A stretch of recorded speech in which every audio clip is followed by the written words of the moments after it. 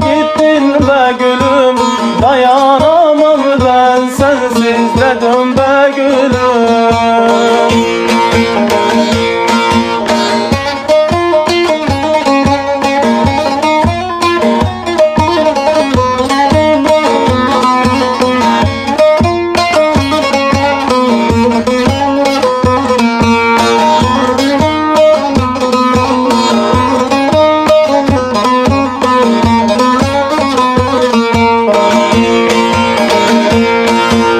Söz verdim gibi bırakamam elini, bu şarkım sana. Belki dönersin geri, içip ağladım her gece senin için.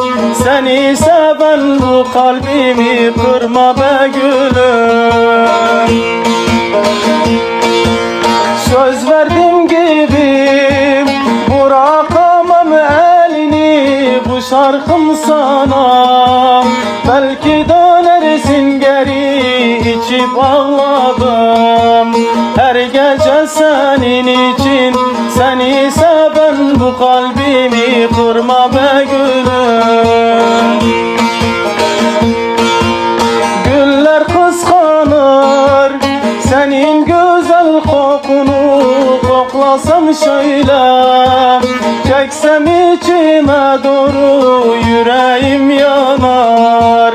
Sen gittin be gülüm, senden başka yar sevemem de dön be gülüm.